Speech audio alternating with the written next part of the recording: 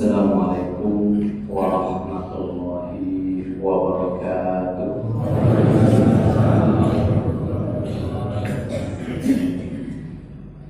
Alhamdulillah, innal hamdalillah nahmaduhu wa nasta'inuhu wa nastaghfiruh wa na'udzu billahi min shururi anfusina wa min sayyiati a'malina. من يهده الله فلا مضل له ومن يضلل فلن تجد له وليا مرشدا. أشهد أن لا إله إلا الله وأشهد أن محمدا عبده ورسوله. اللهم صل وسلم وبارك على النبي المصطفى محمد صلى الله عليه وسلم. يقول الله تبارك وتعالى: أعوذ بالله من الشيطان الرجيم فاعلم أنه لا إله إلا الله وإلهكم إله واحد لا إله إلا هو الرحمن الرحيم.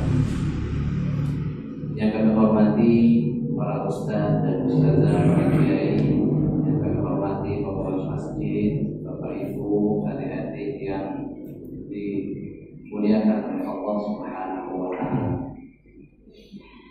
Alhamdulillah, pagi hari ini kita masih diberi kesempatan oleh Allah untuk melaksanakan aktivitas kita, kewajiban kita, melaksanakan sholat subuh berjamaah. Yang kedua, hadirnya kita di masjid ini, Bapak Ibu, paling tidak menandakan bahwa kita ini dikehendaki oleh Allah untuk menjadi orang yang lebih baik. Man yuridillahu bihi khairan yufaqihu fiddin. Orang yang Allah kehendaki menjadi baik, baik dalam kehidupannya, baik dalam agamanya, baik dalam sosialnya, adalah orang yang paham tentang agama, dipahamkan oleh Allah. Dan hadirnya kita di sini tidak lain untuk supaya kita lebih paham dengan agama kita, yaitu Islam. Yang kedua adalah kita tentu selain bersyukur, kita lupa kita bersolawat kepada baginda Muhammadin sallallahu alaihi wasallam. Yang beliau ini Allah membawa syariat dengan mengorbankan segalanya. Harta, jiwa, dan raga beliau korbankan, sehingga kesempurnaan Islam ini sudah tidak diragukan. Semua permasalahan, mulai dari potong kuku sampai potong leher ada, ya, leher ayam, ya, leher manusia juga sama, di Saudi banyak, ya, hukum panjang. Masalah sehelai rambut pun dibahas di dalam Islam. Wanita yang satu helai rambutnya, ya, dilihat oleh bukan mahramnya, dosanya luar biasa. Jadi tidak ada masalah kamar tidur, kamar mandi, semua dibahas oleh Islam. Maka alhamdulillah kita dilahirkan dalam keadaan Islam. Tapi Bapak Ibu, satu hal yang harus kita hindari, yaitu mengikuti jejak iblis. Iblis itu, ya, kita sudah tahu Allah abadikan di dalam Al-Quran musuh sejati kita. Kita ini Bapak Ibu dianggap orang kaya itu karena ada orang miskin. Ya, kita dianggap kaya karena ada orang miskin. Dianggap pintar karena ada orang, dianggap soleh karena ada orang tidak soleh. kan gitu, dianggap cantik karena ada yang tidak, kan gitu kita. Tapi jarang kita memikirkan bahwa adanya perbedaan dalam penciptaan itu membuktikan bahwa itulah keadilan Allah. Adil Allah. Jangan kita malah bersuuzon kepada Allah. Allah yang adil. Kok saya jelek, orang lain ganteng gitu kan? Justru dengan perbedaan itu kita memahami betapa Allah itu adil. Coba kalau semua kita ditakdirkan jadi orang kaya, ada nggak yang mau kerja? Nggak. Tapi jangan sampai kemudian kita menganggap diri kita lebih baik daripada orang lain. Itulah jejak yang iblis tinggalkan. Ketika iblis diperintahkan untuk sujud sebagai penghormatan kepada Adam, kepada Nabi Adam, apa kata iblis? Tidak mau. Ana khairun minhu. Saya lebih baik daripada dia. Kenapa? Karena iblis diciptakan dari api, Adam dari mana? Pertanyaan kita Bapak Ibu, mohon maaf, siapa yang mengajarkan iblis kalau api itu lebih baik daripada tanah?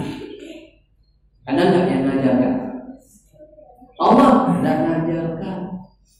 Malaikat tidak ngasih tahu. Artinya apa?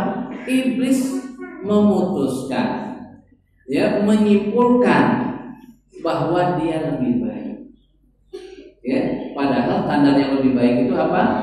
Inna akramakum 'indallahi, orang yang paling baik itu adalah yang paling bagus takwanya. Jadi bukan sosialnya, ekonominya, bukan, tapi ketakwaan. Nah, inilah yang kita ingin hindari supaya kita tidak menganggap diri kita ini lebih baik dari orang lain. Ya. Oleh karena itu di pagi hari ini seyogyanya yang menyampaikan beliau guru kami, Ustaz kami adalah Ustaz Rosyid Ridwan. Ya. Dan materinya cukup berat bagi kami. Materinya akidah. Akidah itu pembahasan yang luar biasa. Karena dengan akidah itu, Bapak Ibu, dengan akidah itu ibadah kita jadi terarah. Ada orang ibadah tapi malah dapat dosa. Tapi dengan akidah yang baik, ibadahnya jadi terarah. Pahala yang didapat jadi sempurna. Karena tahu tata caranya. Amalan terjaga, hidup bahagia, di akhirat masuk. Itulah kalau akidah kita benar. Makanya di jalan sempat kami tanyakan, Pak Ustaz Rosyid itu kemarin bahasnya masalah apa? Terakhir menyinggung masalah riba. Bagi saya secara pribadi, membahas menjelaskan tentang riba lebih ringan dibandingkan masalah akidah. Ya, akidah itu keyakinan. Ya. Tapi riba ini Bapak Ibu, mohon maaf ya, dosa paling ringan untuk pelaku riba selain dilaknat oleh Allah. Ada yang tahu dosa paling ringan yang didapatkan pelaku riba? Seperti menzinahi ibu kandung. Seperti berzina dengan ibu kandung. Bahkan yang lebih mengerikan lagi, dalam hadis yang lain Rasulullah menyampaikan bahwa ada orang melakukan zina 33 kali. Berzina 33. Dan orang yang makan harta riba 1 dirham, kalau uang kita mungkin 1000 ya, 1000 yang dia makan dari hasil riba, mana yang lebih menakutkan dosanya? Kata Rasulullah, dosa riba lebih berat daripada dosa orang yang berzina sebanyak 33 kali. Kebayang enggak Bapak Ibu, hari ini kita hampir tidak bisa lepas dari riba. jalan terus ibadah kita. Sisi lain kita juga jalan dalam hal ini yang menakutkan bagi kita. Ya, maka kalau membahas masalah riba ini mungkin lebih ringan membahas dibandingkan membahas masalah akidah. Ya, karena ada banyak transaksi yang ternyata itu riba. Contohnya, jadi setelah itu tetap kita akan masuk pembahasan masalah akidah. Sepintas sama kita akan melihat apa sih yang kita dapatkan dari akidah kalau akidah kita itu sudah benar. Akan ada hal-hal yang menarik yang membuat hidup kita ini tidak perlu dikhawatirkan. Kita akan mendapatkan hal yang sangat dahsyat sekali, yaitu berhusnuzon kepada Allah. Salah satu riba yang mungkin tidak kita sadari. Contoh, ada orang menggadaikan motor. Ada bapak ibu yang pernah menggadaikan motor, menggadaikan sawah, ya. Dia mungkin anak mau kuliah, uang belum ada, digadaikan gitu kan. Pertanyaan kita bapak ibu, yang menerima motor gadaian itu, boleh nggak motornya dipakai? Jenengan, ya kan? Gadaikan motor ke saya, saya kan perlu nih anak mau kuliah, uang lagi nggak ada, tak gadaikan motor saya. Nih berapa pak? 10 juta aja. Harga motor mungkin 15-20an, 10 juta aja. Saya kasih uang 10 juta ke bapak. Terus kata bapak itu, nggak apa-apa. Nanti antum mau pakai motor saya nggak apa-apa, nggak masalah, saya ikhlas, saya itu. Ada kata itu dari bapak ini. Kira-kira boleh nggak saya pakai motor bapak itu setiap hari kemana-mana? Boleh nggak? Boleh. Tidak boleh bapak, itu riba namanya. Riba namanya. Kenapa? Karena mengambil manfaat dari hutang. Itu kan hutang. Orang yang orang yang menggadaikan sawahnya, tanahnya, nggak boleh kita tanami karena status barang yang digadaikan itu menjadi amanah bagi kita, dijaga, bukan untuk dimanfaatkan. Oh, kan tidak sadar riba. Dosanya tadi apa? Kemana pun, ya kan? Ya Allah, ternyata kita ini makanya ya. Mudah-mudahan nanti ya diteruskan sama beliau ya, sama Ustaz Rashid. Ya. Nah, kita, karena beberapa masjid kita juga membahas tentang kredit dan permodalan. Kredit dan permodalan. Banyak kita ini pengen dagang, pasti yang kepikir di kepala kita itu apa? Modal. Iya, kita mikirnya modal. Kemana ketika kita mikir modal? Kira-kira? Ya, pasti ke bank ya kan? Iya. Baik Bapak Ibu yang dirahmati Allah Subhanahu wa taala, karena keterbatasan waktu kita sampai jam 6 saja ya. Jam 6 mungkin setelah ini ada yang mau olahraga, ada yang ada kegiatan dan lain-lain, maka kita maksimalkan waktu di pagi hari ini. Bapak Ibu yang dirahmati Allah Subhanahu wa taala, umat Nabi Muhammad ini usianya terbatas ya. Kata Rasulullah, paling bantal usia umat ini berapa? 63. Ada yang udah 60? Ada? Bu, berarti 3 tahun lagi bu? Hah? Kurang 1 hati 63 udah? 63 udah. Berapa jam lagi bu jangan? Kita doakan mudah-mudahan panjang umur, hidupnya berkah, matinya husnul. Bapak Ibu, orang yang akidahnya baik, benar itu dia insya Allah matinya husnul. Saya jadi ingat pesan cerita yang disampaikan seorang yang tidak pernah sholat, tidak ngerti sholat, matinya husnul. Percaya nggak jenengan?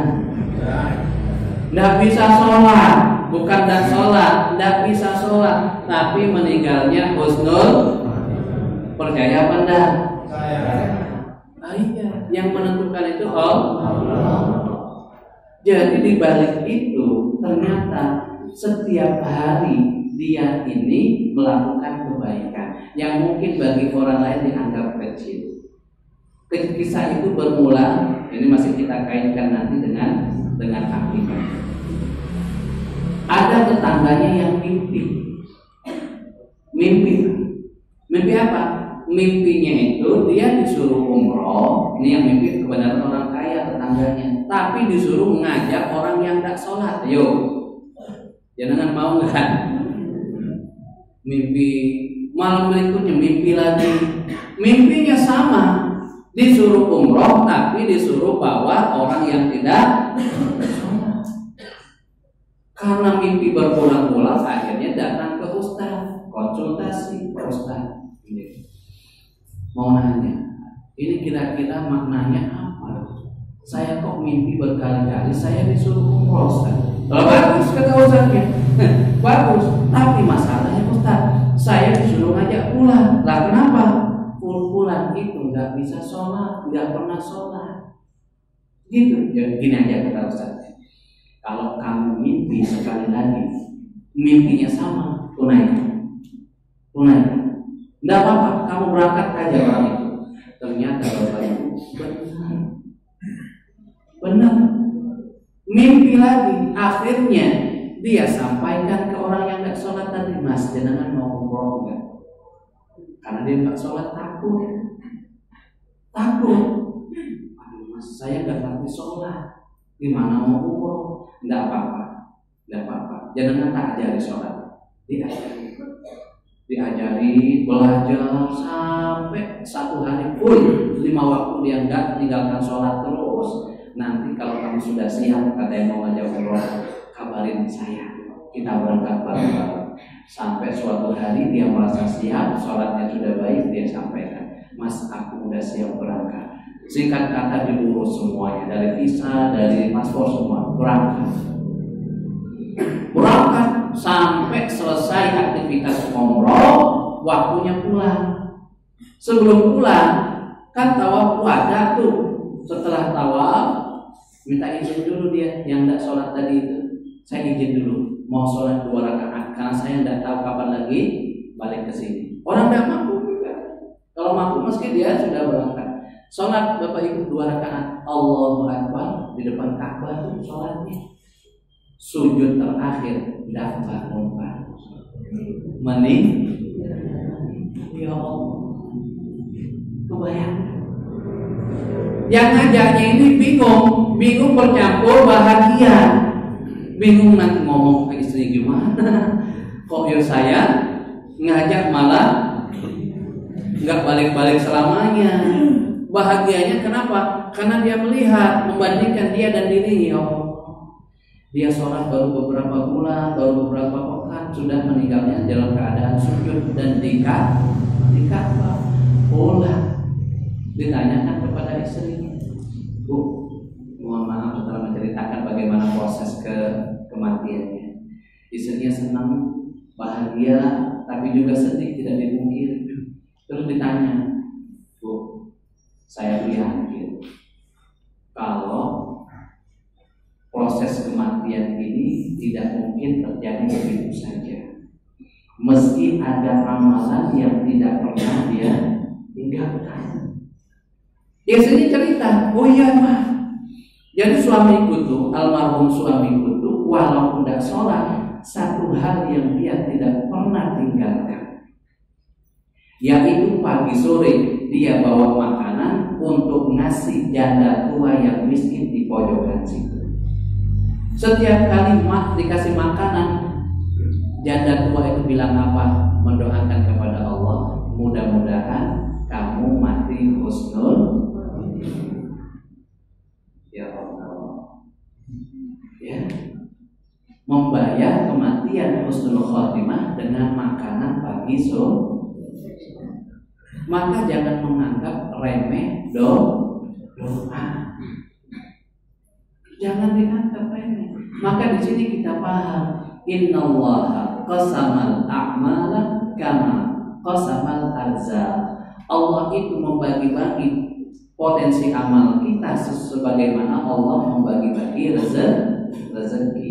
Apa yang sudah jenengan sering lakukan, tidak pernah jenengan tinggalkan, lakukanlah. Walaupun mungkin dianggap remeh orang lain, tetapi di sisi Allah itulah peluang terbesar kita untuk meraih surga. Ya, saling mendoakan, mudah-mudahan kita yang hadir di sini berhak dan wajib mendapatkan syafaat Rasulullah. Berkumpul dengan Rasulullah. Anak istri kita juga bisa dikumpulkan di tempat yang sama. Itu harapan terbesar. Ya. Nah, karena usia kita tadi pendek, amalannya sedikit. Sedangkan umat-umat terdahulu usianya ratusan tahun. Kita hanya 63. Maka dengan usia yang terbatas, amal yang sedikit, Allah Maha Rahman, Maha Rahim, Maha Pengasih, Maha Penyayang. Allah kasih dan Allah berikan kepada kita waktu dan tempat yang mana waktu dan tempat ini pahalanya, jika kita melakukan ibadah di waktu dan tempat ini, pahalanya berlipat. Bulan Ramadan ada waktu kapan? Malam Lailatul. Walaupun usia kita singkat, tetapi kalau kita mengerti bahwa pada malam Lailatul Qadar, malam Ramadan di 10 akhir ada Lailatul Qadar, kita mesti akan mencari. Karena usia kita tidak nuntut untuk bisa masuk surga. Kan gitu. Hari Arafah, orang sedang wukuf, ada pahala yang Allah berikan sebagai bonus 1 hari puasa, diganjar Allah, diampuni dosanya setahun, yaitu puasa sunnah Arafah. Kan gitu. Tempat Mekah dan Madinah, sholat kita di sini sama sholat kita di sana beda, infak kita di sini sama infak kita di sana beda. Maka artinya apa? Kita harus cerdas, harus mengerti peluang-peluang yang Allah berikan kepada kita, supaya walaupun amal kita ringan, amal kita sedul surga. Ustaz gimana belajarnya? Ada kitabnya kecil dan besar. Kitabnya Al-Ajrul Kabir Al Amalil Yasir, pahala yang dahsyat di balik amalan yang sederhana. Yang berwudu nih, wudunya sudah bagus, setelah wudu baca doa. Ada yang udah biasa sampai harinya habis berwudu pasti dia baca doa. Atau habis wudu udah nggak ingat doa. Nah, yang sampai hari ini setiap habis wudu dia berdoa siapa? Nah, ada 1 orang berarti, yang lain nggak doanya. Oh, ada juga ibu-ibu.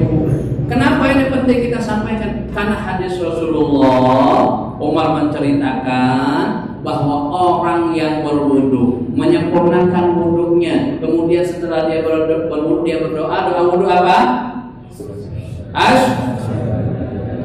Wa asyhadu Allahumma ij'alni. Apa ganjaran pahalanya? Kata Rasulullah, dia berhak masuk surga dari pintu manapun yang dia ingin. Ringan gak? Ringan. Tapi banyak kita yang habis wudu keluar kamar mandi sudah lupa doa. Biasa. Ya. Baik Bapak Ibu yang dirahmati Allah Subhanahu wa taala, maka di sini kita paham bahwa di balik usia yang pendek Allah berikan keberkahan hidup melalui beberapa tempat yang memang Allah muliakan, beberapa waktu yang memang Allah juga berikan bonus untuk kita. Nah, belajar akidah sudah mulai belum sama Ustaz Bashir? Belum ya? Belum. Ya. Kalau belum, saya tidak berani memulai. Ya, nanti saya memulai kurang ajar mendahului guru kan. Tapi tidak apa-apa. Kita berbicara singkat saja tentang akidah. Nanti kita kaitkan dengan kehidupan kita. Akidah ada tauhid, uluhiyah, tauhid rububiyah, tauhid asma dan sifat. Ada lagi yang membaginya atau di kelompok yang lain mengatakan sifat 20 ya. Nah, kita tidak membahas ini, cuman singkatnya begini, tauhid uluhiyah itu tauhid yang mengesahkan Allah dalam hal ibadah. Dan dalam hal ibadah niatnya cuman untuk itu tauhid uluhiyah. Kalau orang ada dia puasa tapi niatnya pengen langsing, bukan ingin dapat pahala, boleh nggak? Nah, ya kan gitu. Kalau sudah tahu akidahnya, oh nggak boleh, kita niatnya harus karena sholat duha banyak-banyak dah, biar rezekinya. Sholat tapi ngarepkan terlalu ringan bagi Allah, terlalu kecil. Ente nggak usah ngarepkan yang lain, sholat saja, nanti masalah urusan rezeki saya yang selesaikan. Ya kan gitu. Masalah rezeki saya yang selesaikan. Jenengan percaya nggak rezeki jenengan itu terus akan dijamin sama Allah? Itu akidah, ya. Akidah maksudnya kalau kita yakin dengan sesuatu yang nampak, itu namanya ilmu. Itu namanya ilmu. Kita yakin terhadap sesuatu yang tidak nampak, yang tak nampak, itu namanya iman. Barukan iman namanya akidah. Makanya kalau kita yakin rezeki kita, padahal kita nggak tahu di mana rezeki kita, itu namanya iman kita kepada Allah itu benar. Ya, nah itu ya, itu tauhid uluhiyah. Kemudian tauhid rububiyah. Tauhid rububiyah itu kita mengesahkan Allah, mengakui bahwa Allah yang menciptakan, Allah yang mematikan, Allah yang mengatur. Kalau yang ini tauhid rububiyah, ya, memberi, mengambil, mematikan, menghidupkan dan seterusnya, ini tauhid rububiyah. Nanti beliau yang akan menjelaskan tauhid asma dan sifat. Ini yang ingin sedikit kita bahas. Karena kita belajar akidah supaya kita kenal dengan Allah. Kita ini selalu was-was karena kita nggak kenal dengan Allah. Kita nggak kenal dengan Allah, Ustaz. Gimana mau kenal? Kenalnya lewat asma dan sifat. Kenali nama-nama dan sifat-sifat Allah. Ya kan? Pengen rezeki, Allah itu maha pemberi rezeki. Nah, bahasa Arabnya apa nama Allah itu? Ar-Razzaq. Maka zikirnya ya Razzaq ya Allah, ya Razzaq ya Allah, ya Razzaq. Kan Al-Qur'an mengatakan Allah memiliki Asmaul Husna, maka berdoalah dengan namanya yang indah itu. Tidak salah. Lagi banyak masalah, anak mau ikut tes, doanya apa? Zikirnya ya Fattah ya Allah, ya Fattah ya Allah, ya Fattah. Tahu nama-nama dan artinya. Allah akan bukakan masalahnya, Allah akan mudahkan ujiannya. Ya, jadi karena kita tidak kenal sama Allah, makanya kita ini hidupnya selalu was-was. Sama seperti orang yang apa?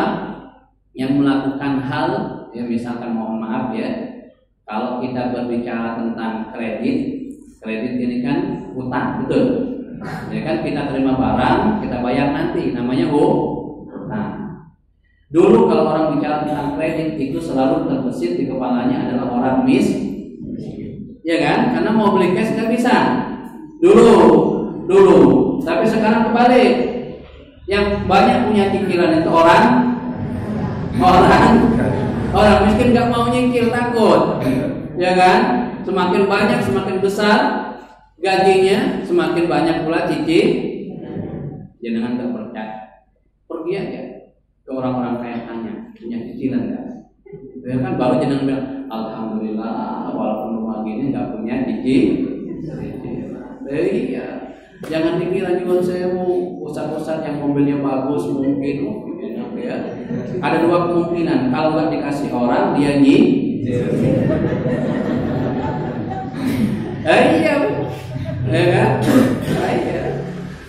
Tapi, rezeki siapa yang tahu, ya? Begitu. Jadi Allah cicilan begitu. Nah, kalau sudah yakin sama Allah, minta sama Allah. Ada masanya, ada tahadus bin nikmah. Tahadus bin nikmah. Tahadus bin nikmah itu artinya berbagi kisah dalam hal nikmat. Kami itu datang ke Karangpandan itu tahun 2010, bergabung dengan Pondok Iskarimah. Karena memang dulu waktu di Damaskus di Timur Tengah di Suriah itu sempat satu rumah sama Ustaz Syihab. Jadi ngontrak satu rumah sama beliau. Selesai saya disuruh main. Setelah main kalau wah enak nih pondoknya nih, gabung sampai hari ini, ya kan? Nggak pernah kepikir mau beli tanah, nggak pernah kepikir mau bikin rumah, ya kan? Karena hidup dari gaji, ngajar di pondok, usaha nggak punya. Makanya kalau jenengan kerja nih, ngarapnya jadi orang kaya, cuman ngarapnya cari duit jadi orang kaya. Coba siapa yang udah puluhan tahun kerja tapi nggak kaya-kaya? Nah, ada nggak? Iya, sampai pensiun nggak kaya. Ya kan rugi Pak, rugi umur, rugi tenaga. Tapi kalau kita niatnya meraih ridho Allah, maka setiap tetesan keringat yang keluar, setiap langkah yang diayunkan, ya kan, setiap kesedihan karena dimarah atasan, itu semua punya nilai yang luar biasa. Sampai Allah itu melalui lisan Rasulnya membandingkan beberapa amalan. Satu dibandingkan 1 dinar yang engkau infakkan untuk jihad fisabilillah. Jihad itu luar biasa. Ya, orang jihad itu sakaratul mautnya nggak kayak kita. Sakaratul maut orang jihad itu hampir nggak terasa. Kalau kita sakaratul mautnya, nauzubillah Bapak Ibu, ya sakitnya luar biasa. Tapi kalau orang yang berjihad meninggal syahid dalam perang, mereka hampir tidak merasakan sakaratul maut. Kenapa? Karena setelah meninggal mereka pengen hidup lagi, pengen mati lagi, hidup lagi, mati lagi, ya kan? 1 dinar, 1 dinar engkau infakkan untuk bersedekah, 1 dinar engkau infakkan untuk fakir miskin, dan 1 dinar engkau berikan untuk keluarga. Mana yang lebih besar pahalanya? Hah? Mana yang lebih besar? Keluarga. Padahal infak fisabilillah, infak untuk fakir miskin, untuk orang nggak mampu, ya. Tapi kita ini kadang-kadang lalai. Untuk keluarga kita lalai, untuk orang lain habis-habis. Ya kan? Nih hari ini ayo kita ngumpulkan dana untuk gini. Yang punya cincin nikah di lepas. Padahal cincin nikah itu sekali seumur itu. Ya kan, bukan nggak boleh kalau ada yang lain. Ya. Nah, ya. Jadi kembali ke tahadus bin nikmah, karena Allah itu yang memberi rezeki, Allah itu yang menentukan bagaimana perjalanan hidup kita. Tiba-tiba ada yang nawari tanah Bapak Ibu, maksa ke kami. Kita bilang, Pak, tidak punya duit. Karena memang gak niat. Dia bilang apa? Dasar, antum cicil seberapa adanya. Karena dipaksa ya oke. Ya kan? Dibagilah itu, dikapling-kapling kan. Dan sampai berapa tahun kita ngelunasin nggak tahu, pada waktu jelas lunas, alhamdulillah. Habis lunas, saya sama istri sedang dikelote, ngerti jangan ya, disuruh lagi belanja tuh buat anak-anak. Tiba-tiba ada yang nelpon, Chat, ini ada uang 150 juta, bukan 150 ribu. Saya itu belum pernah ngelihat uang sebanyak itu. Nah, antum mau bikin rumah nggak? Bentar dulu Pak, ini gimana angkatnya dulu? Udah, antum mau bikin apa enggak? Ya, siapa yang nggak mau ya Bu ya?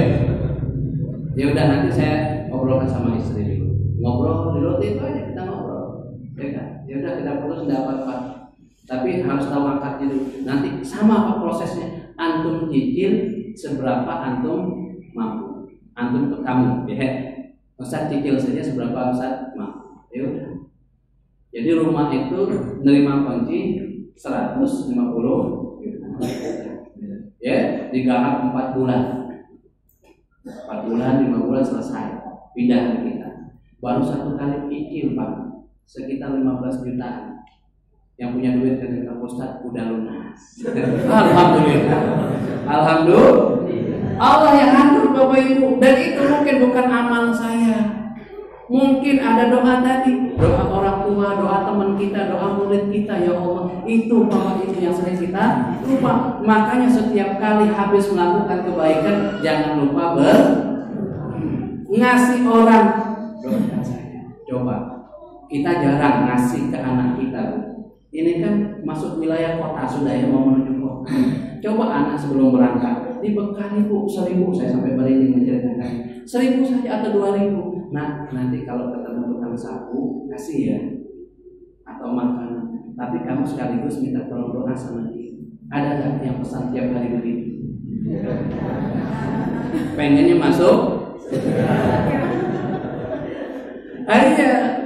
Kita nggak ngerti bahwa tukang sapu itu sebelum mereka bergerak, sebelum mereka melaksanakan tugas, mereka sholat tahajud malamnya, paginya sholat suruh. Gimana nggak didengar doanya? Ikhlas setiap kali nyapus. Astagfirullah. Kita lewatkan peluang doanya. Gitu loh. Kenapa? Karena kita nggak kenal sama Allah tadi, nggak ngerti sama Allah. Taunya kita hanya apa yang kita tahu saja. Kan gitu. Makanya saya selalu ya Allah mungkin doa teman-teman, doa anak murid. Begitu. Ya, karena kalau mau kita, ini karena kesolehan saya, dosa kita sombong, dosa kita lebih banyak mungkin dari orang lain, gitu ya. Bapak Ibu yang dirahmati Allah Subhanahu wa taala, jadi asma dan sifat itu, jadi Allah punya nama-nama berapa? Nama-nama Allah 99. Mungkin ada yang sudah hafal, tinggal memahami maknanya. Kalau sudah tahu, sebut dalam doa. Itu akan Allah berikan. Kita lihat tinggal setengah jam ke depan. Nah ya, jadi kalau akidah kita sudah benar, ibadah hanya karena Allah, kemudian kita menyerahkan urusan kita kepada Allah. Tak jalan kita saking takutnya, nggak mau jalan kemana-mana. Takut ada musibah, takut mati. Boleh nggak takut mati? Boleh, nggak salah. Ya, tapi kan kematian sudah ditentukan Allah. Di mana, kapan? Kan begitu. Kalau jenengan ditakdirkan meninggalnya di Singapura, Pak, padahal jenengan mungkin secara ekonomi nggak begitu bagus, tapi sudah ada dalam catatan bahwa meninggalnya di Singapura. Meski ada saja jalannya, tiba-tiba jenengan berangkat ke Singapura, cuma untuk apa? Menjalani takdir. Sampai ke sana, kan gitu ceritanya. Ada orang takut mati kan, saking takutnya dia ingin pergi kemana? Akhirnya pergi untuk menyelamatkan diri. Ternyata takdirnya di sana, dia datang cuma untuk menyerahkan.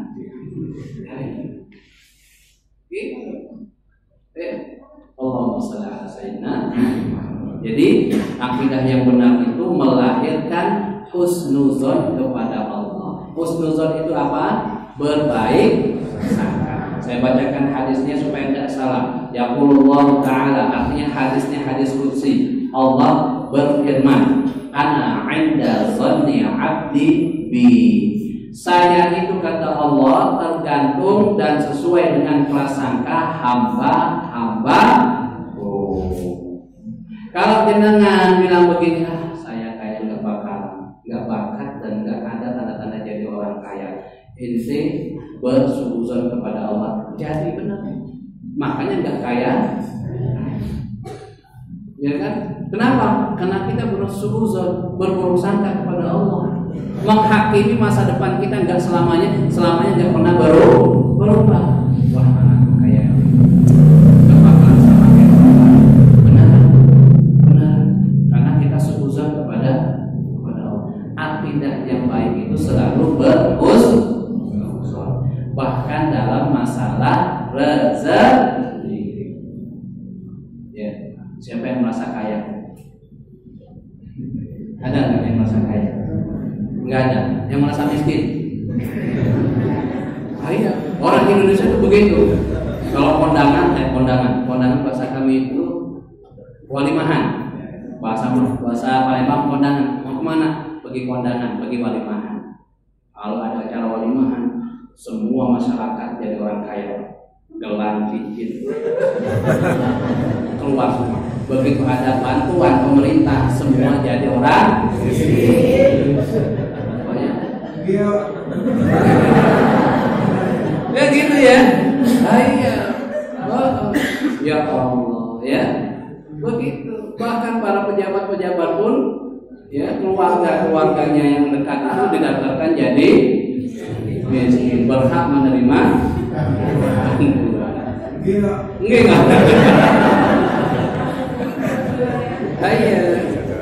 Itu kita nggak kenal sama Allah, nggak yakin sama rezeki kita ya. Kalau orang akidahnya sudah bagus itu ya Allah, dia selalu berbaik sangka. Kata Gus Bahak ya, kalau Allah takdirkan kita nih jadi orang miskin, itu artinya Allah menghendaki kita ini berpeluang besar jadi orang dermawan, jadi orang ringan tangan, ya kan? Jangan punya uang 20.000, ya Allah 20.000, nggak ada uang lain tuh, cuma 20.000, ya kan? Mau kajian pagi ini. Ya, ditukar jadi 10-an 2 lembar, 10.000 masuk celengan, 10.000 untuk nanti kalau anak minta jajan. Padahal cuma punya duit 20, berarti yang dia infakkan 50 betul, karena cuma punya itu.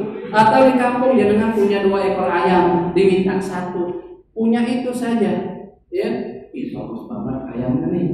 Boleh nggak kami minta 1, karena temannya dari jauh kan datang. Oh nggak apa-apa. Padahal cuma punya 2 ekor, diambil 1 berarti sudah 50 nggak ragu Bapak, nggak ragu untuk menginfakkan, mensodakokan 50% dari hal, ya kan?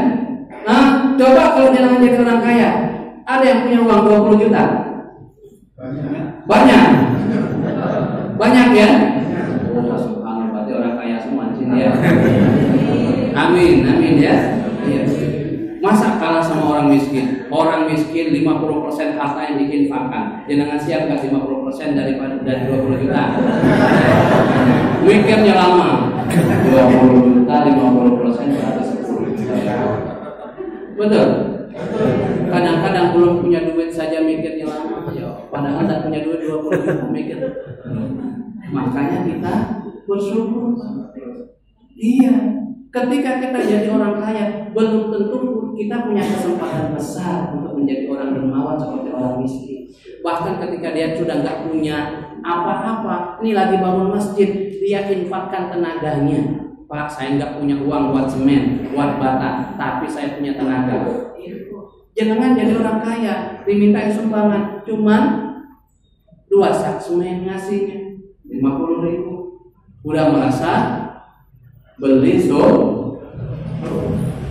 beda. Makanya akidah yang benar ya Allah Maha ngatur, Allah Maha ngasih rezeki. Nggak mungkin Allah menciptakan manusia kemudian dilepas begitu saja. Bismillah, akan ada rezeki. Maka sebagai penutup ya, penutup masih lama tapi ya materi saya panjang Pak ya, takutnya dengan bosan nanti. Habis ini ada kudapan, ada sarapan, ada untuk pencerahan saja tapi ya.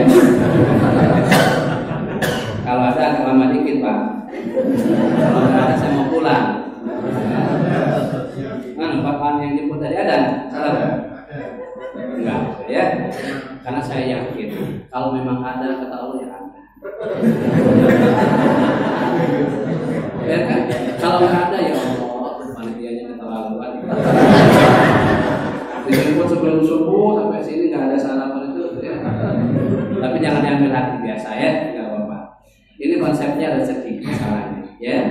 Rezeki. Di beberapa masjid saya sampaikan terus. Mungkin ada yang pernah ikut kajian saya berulang-ulang. Kenapa? Karena memang kita ini selalu ya menduakan ibadah kita, menduakan Allah tanpa kita sadari, mengkhawatirkan kehidupan kita karena semata-mata kita tidak paham konsep rezeki. Kata Allah, wa fis samaa'i rizqukum wa ma tu'adun. Dan di langitlah rezeki kalian itu dan apa-apa yang dijadikan Allah. Ya, akidah yang benar, kenal dengan Allah, tahu bahwa Allah Maha Pemberi rezeki. Sekarang kita bahas sedikit tentang konsep rezeki. Setidaknya yang bawa pulpen boleh ditulis, besok di rumah diulang-ulang. Satu, rezeki maksum. Ya, rezeki maksum. Rezeki maksum itu rezeki yang sudah Allah berikan kepada kita, yang sudah tercatat di Lauhil Mahfuz. Selama kita masih hidup, kita harus yakin bahwa rezeki kita masih ada. Dengan yakin nggak habis ini dapat rezeki? Harus yakin, karena akidah kita tadi Allah Maha Pemberi rezeki. Rezeki itu tidak hanya duit, tetapi rezeki itu juga bisa berupa kesehatan. Rezeki itu bisa berupa senyuman istri. Coba jangan pulang tiba-tiba suami disambut oleh istri dengan makian. Oh, itu gimana coba?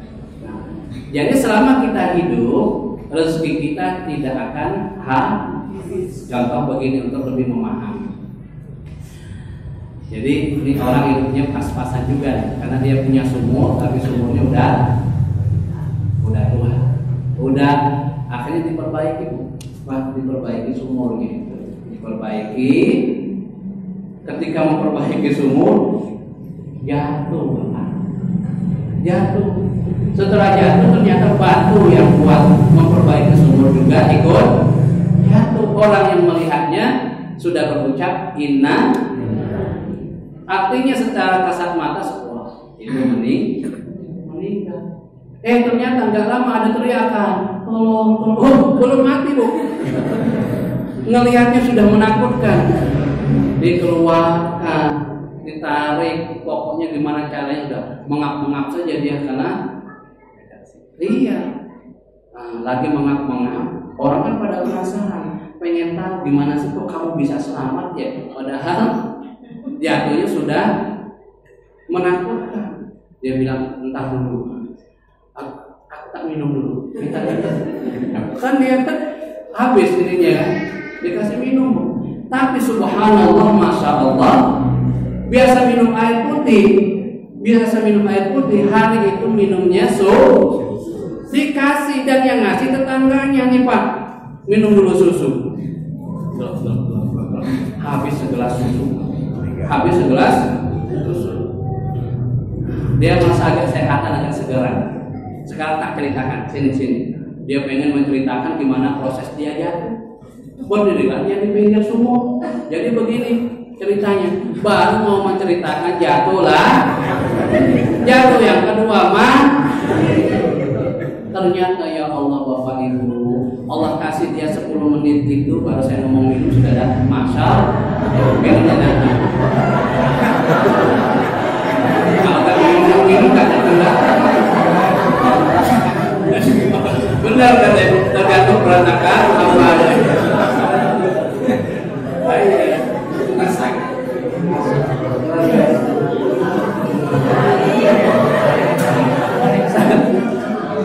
Saya khawatir di sini kan diundang pada dia lagi, tapi alhamdulillah kan masuk dalam jadwal pekanannya. Pekan pertama, kedua, ketiga, keempat sudah ada semua pengisi ya.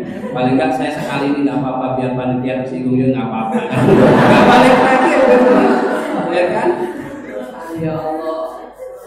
Allah kasih hidup Bapak Ibu, kasih hidup 10 menit untuk dia istirahat, untuk dia menikmati susu. Ternyata kenapa? Karena rezekinya belum habis, yaitu segelas.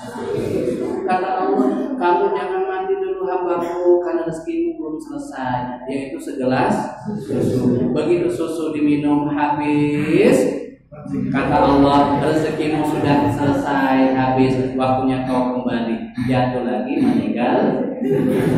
Makanya saya takut minum ini Bu. Jangan-jangan rezeki Anda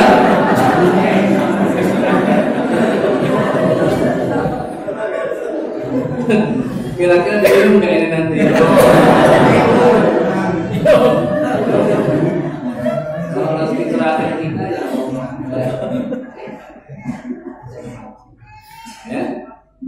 Jadi rezeki mamluk.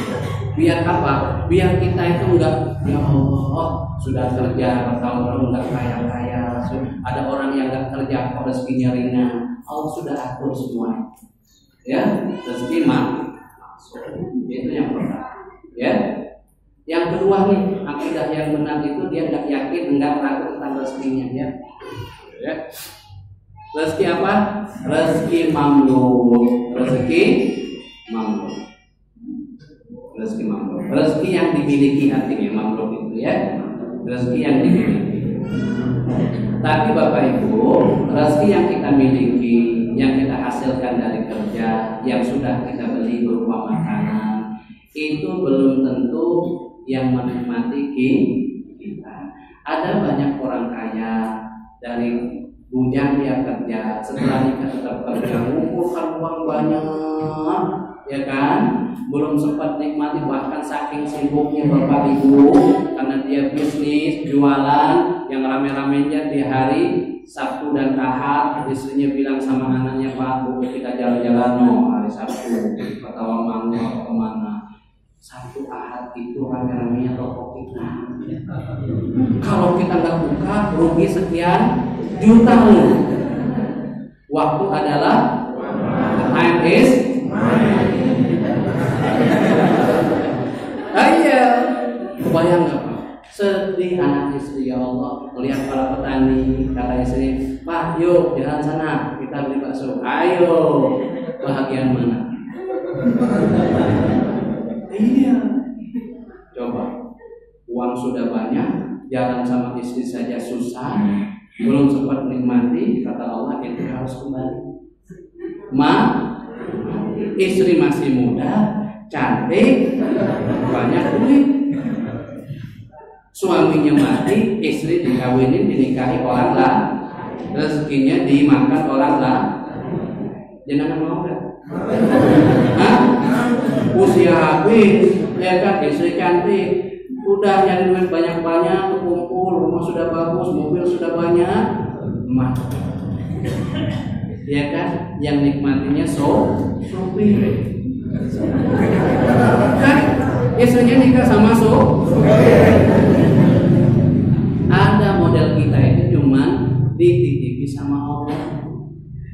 Hambaku, kau itu cuman aku titipi untuk cari duit, tapi nanti yang mati bukan kau, orang lain.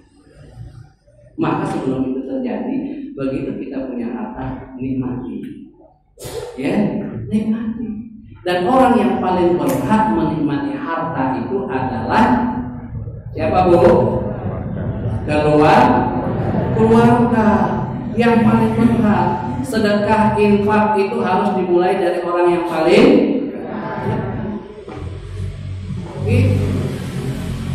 Jadi jangan orang lain dulu, istri, keluarga dilalaikan. Terus gimana? Ada orang pengen membuktikan, Pak, kalau memang ini rezeki milik saya, walaupun tidak lewat tangan saya, pasti masuk mulut.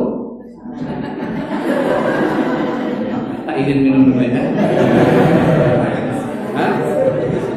Caranya jangan dihabisi, Pak. Kalau dihabisin iya, kalau separuhnya kan belum selesai.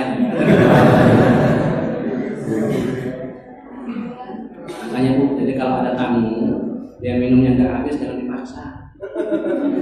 Karena dia takut kalau habis itu jatah rezeki dia kan. Bawa dia makanan, ya Allah, ditaruhnya bawa ke hutan. Cuman ingin membuktikan, ya Allah, kalau memang rezeki ini mamluk, rezeki ini memang punya saya, ya Allah, saya yang beli makanan ini, tapi apakah saya yang menikmatinya? Bawa, diletakkan di situ. Mulai menghitung waktu 1 jam. Ya di hutan kan orang lewat. Cuman ingin membuktikan bahwa kalau rezeki mamluk itu dia yang menikmati. 2 jam nggak ada. Perut sudah mulai terasa. Dilalah lewat para perampok. Perampok lewat, kan perampok kan nggak ngerti halal, nggak ngerti. Tuh ada orang bawa makan, nampak makanan enak-enak, diambil. Dalam hati yang pengen luka, berarti memang benar. Rezeki saya yang punya, berarti bukan saya yang tapi dia belum beranjak. merenungkan tadi, ya Allah, dan lama perampok itu balik lagi. Kenapa? Mereka mikir, logikanya bermain. Aduh, ini kan hutan. Masa iya di hutan orang bawa makanan sebanyak ini, seenak ini nggak dimakan? Jangan-jangan balik lagi. Diancam Bapak Ibu sama perampok. Makanan kamu racun kan? Enggak. Sambil agak senyum. Makan, udah mau. Orang dia pengen membuktikan kok udah mau. Kalau memang tidak beracun, kamu meski mau makannya. Aku udah racun nih, cuman aku nggak mau makan. Emosi. Keluar pisau tempel di pipinya, nggak bisa ngapa-ngapain. Buka mulut, diambil sama perampok, disuapkan ke mulut.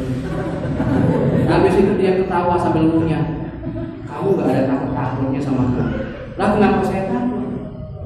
Saya kesini itu cuma pengen membuktikan ini rezeki punya saya. Tapi pertanyaan dan yang ingin saya buktikan, kalau memang rezeki saya dan saya menikmati, pasti masuk mulut saya walaupun tidak pakai tangan saya. Ternyata untuk memenuhi hajat saya, Allah kirim kalian ke sini cuma buat nyuapi saya.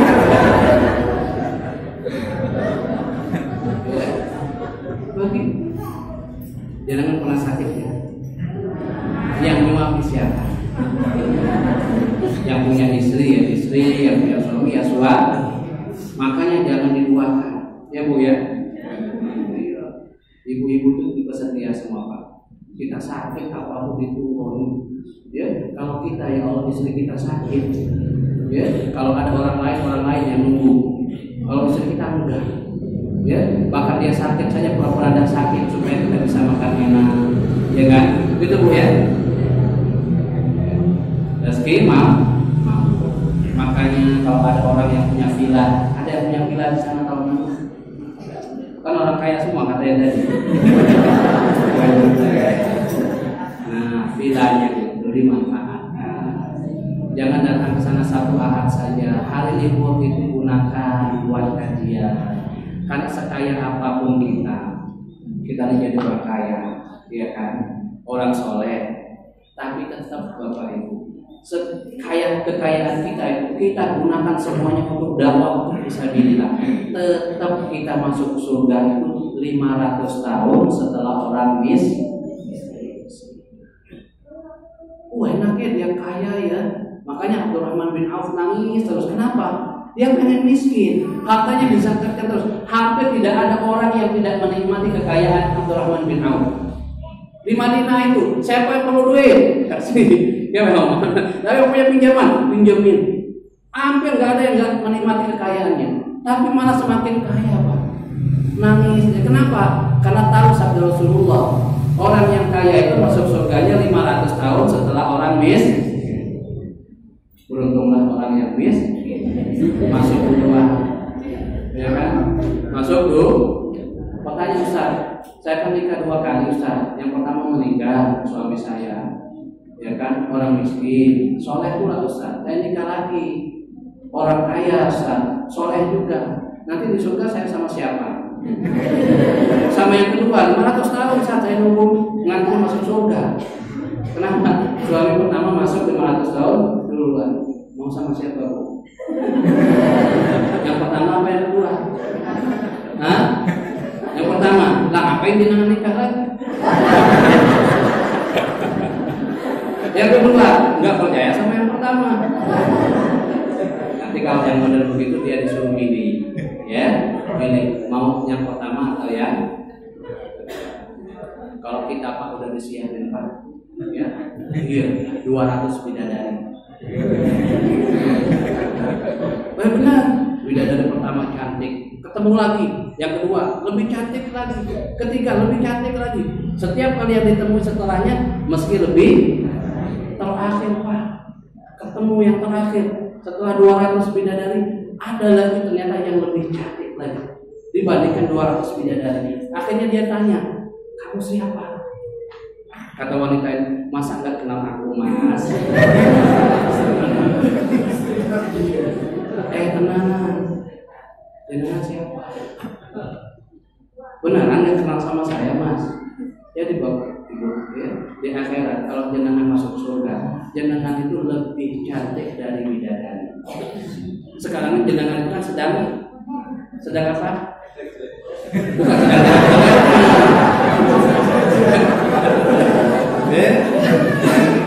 jangan ngomong loh, suami jenengan yang ngomong, ya kan? Ya, jadi sekarang.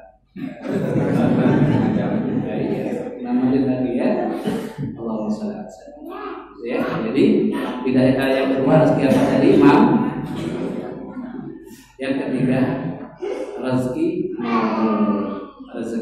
mau rezeki yang dijanjikan oleh Allah. Ya. Nah, rezeki ini unlimited Bapak Ibu, tidak ada batasan, tidak ada batasan terbang, tidak ada batasan usia, tidak ada batasan waktu, ya. Dan rezeki ini nggak diberikan ke sembarang orang. Dan rezeki ini 100% halal. Yang pertama, yang kedua tergantung orang yang mendapatkannya. Kalau dicari dengan cara halal maka halal. Kalau haram maka jadi haram. Tapi yang ketiga ini itu rezeki yang 100% halal dan tanpa batas. Kita kalau PNS, ya PNS itu gajinya sudah jelas, betul ya? Setiap bulan sekian, gitu kan? Kalau saya tanya nih sebelum kita bahas rezeki, PNS itu ya berhak nggak dapat zakat? Ya. Kira-kira ada PNS? Banyak. Mana nih yang PNS Bu? Pak? Pensiunan. Yang masih aktif kan? Kasihan kalau dipotong lagi yang pensiunan. Masanya untuk menikmati, ya kan? Maka yang sudah pensiun itu gimana caranya duit itu jadi pahala? Kumpulkan, bisa berangkat umroh, anak cucu sudah mapan semua. Jangan pikirkan anak terus. Ya Allah, nanti kalau mikirkan anak terus, kita sudah meninggal. Sebulan setelah kita meninggal, anak udah lupa sama kita. Ya, kecuali yang soleh, ya datangnya setahun sekali datang ke kuburan, bersihkan, ya kan? Setelah itu, maka sisihkan untuk ibadah kita, untuk amal jariah kita. Gitu. Nah, menghitungkan kalau mustahik zakat itu diantaranya ada fakir, ada miskin. Bisa jadi ada PNS yang miskin. Ada nggak PNS yang miskin? Tidak ada Ustaz. Kenapa? Karena sertifikatnya semua masuk bank. Beli rumah, artinya miskin dia. Dia nggak punya duit lagi. Nah, orang miskin itu kebutuhannya 10, misalkan sehari 10.000 atau sebulan 10 juta, ternyata dia cuma dapat ya 6 juta, 7 juta, masih kurang 3 sampai 4 juta setiap bulannya. Pemasukan dia nggak ada yang lain, tapi masalahnya dia PNS Ustaz, seragamnya luar biasa, ya kan? Tapi kalau dilihat dari sisi syariat, dia termasuk orang yang miskin tidak? Dia berkurang, ya kan? Sebulan harusnya 10 juta, dia dapat cuma 6 juta, berarti kurangnya. Ada nggak orang PNS yang harus menyempokasi dulu? Ada, Pak. Ada. Jadi gitu. Itu kalau kita paham fikih, ada fakir, ada miskin. Kadang-kadang ada orang yang PNS itu berhak menerima zakat. Tapi pembahasan kita bukan itu. Pembahasan kita ada pada rezeki. Makanya kalau pengen kaya, satu jalannya, jadilah pebisnis. Ya, pebisnis. Kalau ada PNS kaya, berarti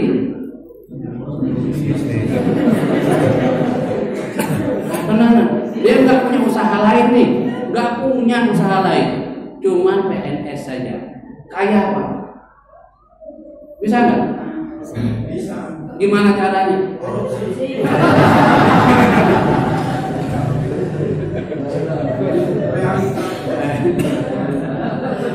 Kalau orang kagak cepat kayanya, ya cepat kaya. Maka jangan salah menilai tukang sayur pakai motor itu.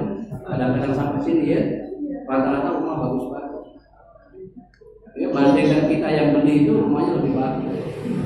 Karena pedagang begitu. Ya, baik. Rezeki mau sebagai, makanya saya bilang penutup. Padahal tema saya masih banyak. Saya buatkan PowerPoint-nya masih banyak. Ya, tapi alhamdulillah pertemuan pertama dan akhir kita ya. Bapak Ibu yang dirahmati Allah Subhanahu wa taala, rezeki maut ini hanya diberikan Allah untuk orang-orang yang bertakwa. Orang-orang yang apapun profesinya, kalau dia bertakwa, Allah mudahkan rezekinya. Mungkin secara pemasukan terbatas kayak PNS tadi, sekian, sebulan 6 juta, sekian. Tapi karena dia bertakwa, walaupun terbatas rezekinya, kebutuhan dia Allah cukupkan. Pengen ini ada yang bawa, pengen itu ada yang ngasih, Allah cukupkan. Allah cukupkan. Maka jelas di dalam Al-Quran, barang siapa yang bertakwa, yaj'al lahu makhraja. Pertama, Allah akan berikan solusinya. Kedua, Allah berikan rezeki yang tanpa disangka.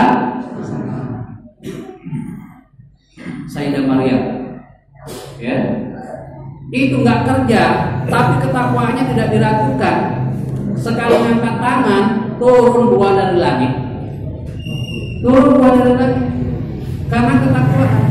Begitupun ada seorang bapak punya 2 orang anak, kehidupan ekonominya tidak begitu mapan. Dia pulang kerja, dia tengok anaknya sudah tidur. Dia tanya ke istrinya, "Dek, anak-anak udah sholat belum?" "Belum, Mas." "Kenapa kau biarkan dia tidur kalau belum sholat? Bangunkan, suruh tidur." Suruh sholat. Begitu. Kalau waktu sudah mau habis begitu kadang-kadang. Bangunkan, suruh sholat. "Mas, aduh Mas, tahu nggak? Mereka ini saya biarkan tidur karena berdua nangis minta makan. Kita nggak punya lagi yang bisa dimasak. Saking lama nangis capek ketiduran. Makanya saya biarkan dia tidur. Kalau nanti dibangunkan suruh sholat, terus dia minta makan lagi, mau kasih apa?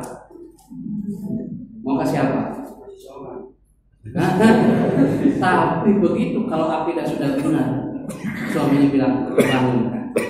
Kita cuma disuruh melaksanakan sholat, perintah kewajiban. Masalah rezeki Allah yang ngatur. Bangunkan, tidak mau Mas, saya nggak kuat. Nanti kalau bangun nangis lagi minta makan, kita mau kasih apa? Bangunkan, suruh sholat. Akhirnya dengan berat hati sang istri membantu.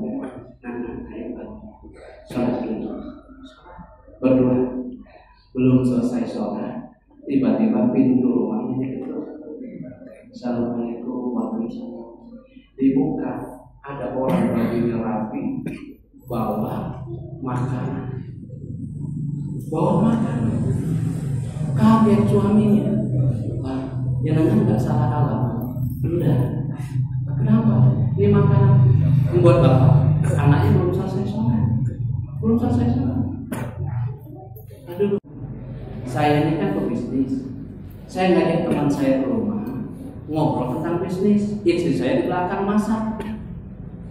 Tiba-tiba belum selesai obrolan bisnis, ada kesalahpahaman. Teman saya pulang, saya belum sempat ngasih makan. Ini makanan sudah terlanjur dimasak. Saya nggak tahu mau ngasih ke siapa. Saya nggak banyak kenal orang di sekitar. Maka saya bersumpah dalam hati saya, ya Allah, ini makanan ini akan saya bawa keluar. Tapi saya nggak tahu mau kasih siapa, ya Allah. Maka kemana langkah ini terakhir berhenti, maka rumah itulah yang akan saya kasihkan. Saya keluar dari rumah Pak. Saya nggak tahu di mana. Saya jalan saja. Tiba-tiba kaki ini kok ngarahnya ke rumah Bapak. Maka saya ketuk, berarti ini rezeki Bapak. Bayangkan, ya, karena menjalankan ketaatan perintah Allah, Allah gerakkan, Allah atur semua itu, ya, untuk memenuhi, membuktikan bahwa tugas kita hanya beribadah. Masalah rezeki Allah yang belum selesai sholat datang makanan ya Allah banyak dan nikmat. Ya, coba kalau dibiarkan lewat tuh rezeki, lewat. Makanya ya, wa may yattaqillah, barang siapa yang bertakwa rezekinya dijamin sama. Ya, jadi ada banyak yang berarti kita baru membahas satu, akidah yang benar itu melahirkan husnuzon kita kepada selalu berbaik sangka, karena Allah itu kadang-kadang menyelamatkan kita itu dengan perkara yang tidak kita sukai. Ya, udah besok ya. Oh, udah besok. Ya, mohon maaf Bapak Ibu ya. Mudah-mudahan. Ada yang bilang punya apa Bu? Oh, 3 saja dulu Bu. 3 saja. 3 ya. Mamro, maksud, mamro sama mohon. 3 ya. Nah, yang keempat nanti kapan-kapan kita bahas insyaallah ya. Mudah-mudahan Allah Subhanahu wa taala memberi kesempatan dan waktu yang sama kepada kita, dan yang jelas kita berharap mudah-mudahan Allah meridhai pertemuan kita sehingga pertemuan ini menjadi pertemuan yang menjadi bukti bahwa kita pernah berkumpul, bernaung di bawah rahmat dan kasih sayang Allah di rumah Allah Subhanahu wa taala. Demikian, mohon maaf jika ada kata yang kurang berkenan. Kami akhiri, wassalamualaikum warahmatullahi wabarakatuh. Waalaikumsalam warahmatullahi wabarakatuh.